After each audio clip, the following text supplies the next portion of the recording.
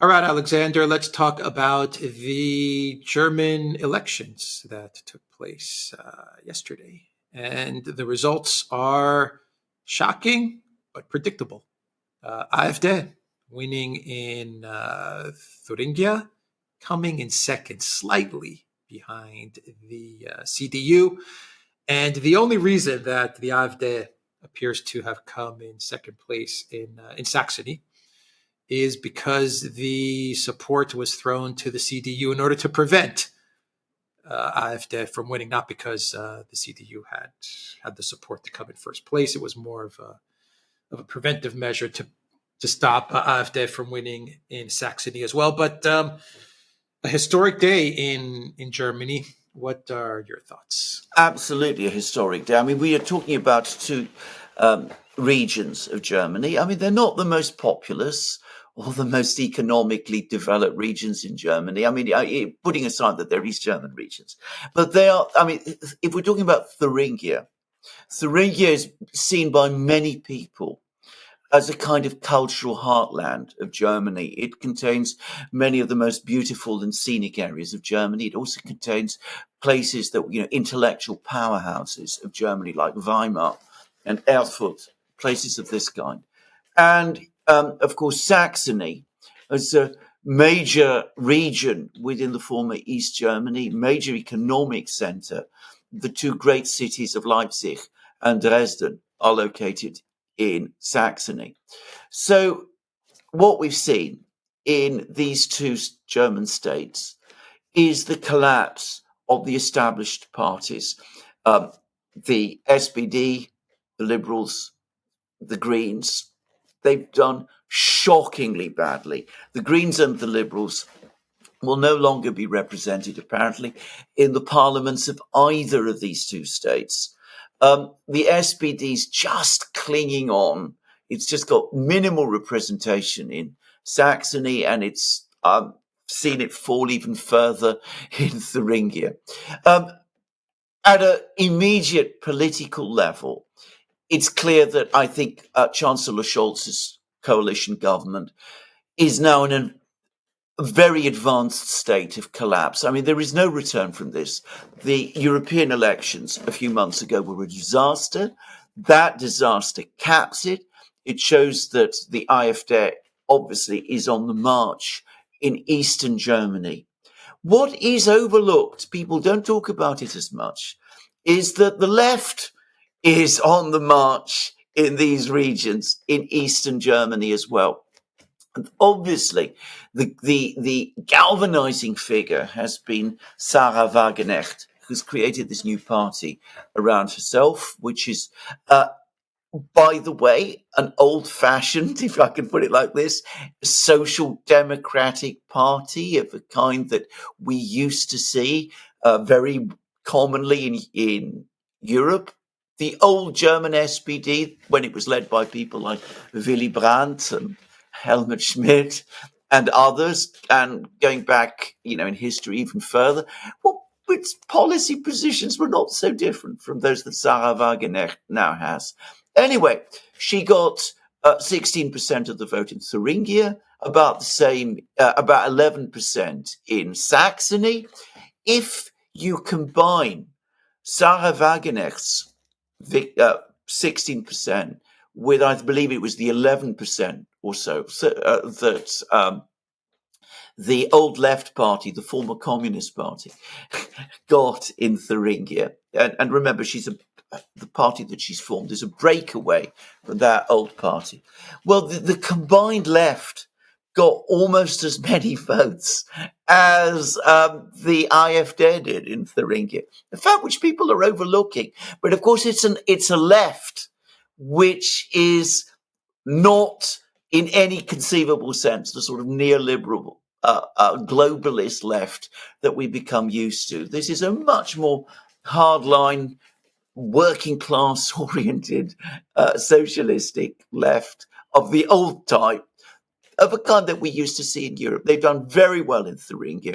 They've done a little less well in Saxony, but that's probably because in Saxony you have these two cities, Leipzig and Dresden, and I'm guessing that these are probably more connected with the global world. So you're going to get more liberal-minded people there. And that's probably having some effect. But even there, the left is now well on the move. And I think repudiation, obviously, of Chancellor Scholz's bankrupt coalition, but also no real enthusiasm for the mainstream alternative. In classical politics, electoral politics, when a coalition made up of left-wing parties, which is what the Scholz coalition is supposed to be, is doing badly and is perceived as being doing badly, there is a swing to the centre-right, to the CDU. But in Germany, that isn't happening. So they failed in Thuringia. They're clinging on by their nails in Saxony. As you absolutely rightly say, they only won in Saxony because the other mainstream parties basically arranged for their voters to go and vote for the CDU. What we're seeing is, in other words, in East Germany, a repudiation across East German society of the German political establishment. And by the way, we got votes in other East German Länder, in Berlin, in Brandenburg. I think the results would be the same. But, and this is where I think so much analysis of these results is wrong. The same disaffection and malaise exists in the former West Germany as well. We have a Germany whose economy is going from bad to worse. We did a recent program about this, about how the pace of de-industrialization in Germany is accelerating. The country is constantly slipping just, and it's probably only a statistical quirks, it's just sort of hovering on the brink of a recession, except probably there is in fact already a recession. Its growth rates, even before the crisis that we're just seeing now, the one that started in 2022, has been low. There is, I think, a widespread feeling across German society that the political system has failed, that it is breaking down. The problems that Germany has are not being addressed, and that the political class has no understanding of this, and no clear idea of what to do. It's just that in East Germany, which doesn't have the sense of ownership of the political system that they still have in West Germany, the political system, the political mainstream in Germany is ultimately the old West German political mainstream. So the East Germans don't feel the same connection to it as the West Germans do. It's just that in East Germany, people are prepared to look at alternatives, whereas in West Germany, they are slower to do so. But eventually, I predict they will do so in West Germany as well, because the underlying story in Germany, and we've discussed it in program after program, going all the way back to the start of our channel, is that we have an ossified political system. We've had Merkelism that was created, which caused total stagnation in the German political system. And this goes back, obviously, right through Merkel's time, but further back still, through decades. We've had a system where the structural immobilism that exists in Germany was concealed for a long time because Germany was able to capitalize on the captive markets that it had within the EU. And it was also able to capitalize on imports of cheap energy from Russia, which has now been stopped. Now, the captured markets within the EU are exhausted. The energy flows, the cheap energy flows from Russia have stopped, and the immobilism, the stagnation of the system, which is ultimately a product of the stagnation of the political system in Germany is now becoming ever more evident. Yeah, Merkelism opened up the way for mediocre politicians like Olaf Scholz to become chancellor. That was Merkel's doing, and we talked about deindustrialization. We were the first channel to bring up the word. You coined that phrase, that word, deindustrialization. 2-3 years ago, the minute Germany started to sanction Russia and cut off the Russian energy supplies on the Duran, we talked about deindustrialization. A lot of people thought we were crazy. It's never going to happen. No way. Germany's an economic powerhouse. The Russian economy is going to sink.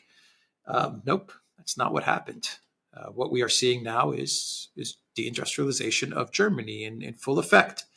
And Sarah Wagenknecht, her party is the far right. Alexander, Yes. It's not the traditional left. Yes. The way the German political class rationalizes everything that's happened to them during this election and everything that is happening to them over the past couple of years, the deindustrialization of Germany, the rise of these political parties, the AfD and Sarah Wagenknecht, is that they say this is just the far right. So what we need to do is we need to clamp down on the far right. Even Olaf Scholz said that they need to take action against AfD. They need to do something about AfD. They don't need to solve the sanctions against Russia. They don't need to wind down the Ukraine war. They don't need to tell Zelensky to negotiate. They don't need to bring Russian energy back somehow, figure out a way of rapprochement with Russia. If it's even possible, I doubt it's possible, but figure out a way to bring the Russian gas back to Germany. Nope. It's a far right problem. That's how they're going about this. You're absolutely right. I mean, by the way, this narrative about Sarah Wagenknecht being the far right has spread to Britain as well. I was reading in The Guardian an article which referred to her as being on the far right.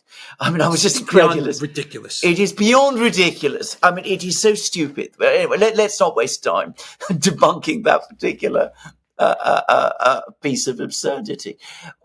What you see is a stagnant political class which has presided over immobilism in Germany for a very long time and which is completely empty of ideas. It has no ideas and no personalities to speak of. What it is doing is that it is preparing to use repression to still those voices in Germany which are trying to find alternative solutions, actual solutions, do some real thinking about how to address Germany's problems, its deep-seated problems. So you have people like the AfD who want a return to a more market-based system, because that's what the AfD does. It's a more, free market right-wing system, but they also have perspectives about German foreign policy and how migration policy should be administered and all kinds of things of this kind. It's not just a one-size-fit-all problem. I mean, the whole far-right label is a ridiculous one. Again, just to say, much that the AfD is coming up with, most of what the AfD is coming up with, 90%, 99% of what the AfD is coming up with. Konrad Adenauer and Ludwig Erhard, the titan figures of the CDU, who basically set up the CDU in the 50s and who presided over Germany's economic miracle of that period, they would have no problem with. They weren't massively keen on migration in the way that it's been conducted in recent years. They had their own, obviously, Atlanticist positions, but they were deeply sovereigntist in their own way. Anyway, I'm not going to probe into this. So the AfD has ideas about Germany, how to progress Germany, which might work. Sarah Wagenknecht has some ideas about Germany, which also draw on German traditions, political and economic and cultural traditions. Germany was the place where social democracy began. I mean, the SPD was first created in Germany in the 19th century. It was they who started systems, like, social security and things of this kind in a big way. And also she wants, as you would expect left-wing parties to do, more economic interventionism in the economy, trying to get the economy moving again by adopting more planning mechanisms and things of that kind, things which the Germans also once did. So, I mean, it's different, obviously, from what the AfD is proposing, but it has it has their ideas. I'm not saying these ideas are necessarily the right ones or the ideas that would work, but they are thinking. Now, what the German leadership, the political class wants to do is they want to close all those discussions down. They want to bring down the shutters. They want to perpetuate stagnation and immobilism in Germany, even as Germany, as a result, declines, because they have no ideas of their own. And they're using, the Russia scare and all the rest, and the spectre of the far right, and conjuring up the ghosts of the 1930s in order to do exactly that. To close down debate, to close down discussion in Germany, to keep themselves in power, to prolong Merkelism, even as Merkelism is destroying Germany and everything around it. Yeah, and just a final thought: as Germany goes, so does the European Union. Absolutely. Can I just say something about this? Because again, once we said this. There's one of our very early programs. We made the point in it that, contrary to what many people say, Germany is not a beneficiary of the EU system in a different way, very different way from Greece and Spain and all of these other southern European countries. It has also been a victim of it, because what the EU system did was it made that immobilism in Germany possible. It fostered that culture of political and stagnation in economic thinking that we have seen in Germany. And what we have also seen is that over the last 15 or so years, the EU centre has to a great extent slipped out of Berlin's control and now controls Berlin, so that the Germans themselves are finding it very difficult to go against, to develop economic policies of their own, because if they did so, they would come up against the same kind of opposition from the EU centre that everyone else is doing. The EU centre, we said many times, the EU centre does not like strong states or strong politicians leading those states. And Germany is no exception. That's something I think people have never understood. Now, with Merkel gone, because Merkel did understand the system very well, she had enormous skill in reconciling and papering over the contradictions. She was enormously clever at kicking the can down the road and keeping the project going, of course, always in the wrong direction. But with her gone, all the contradictions, all the problems in the system are starting to increase. And you are absolutely right. Despite the EU centre having slipped out of Berlin's control, if Germany goes down, so does the EU, because without Germany, there is no EU. The whole project becomes unsustainable. We will end it there. Duran.locals.com. We are on Rumble, Odyssey, BitChute, Telegram, Rockfin, and Twitter, X, and go to the Duran shop. Pick up some merch like the shirts that we are wearing in this video. You will find a link in the description box down below. Take care.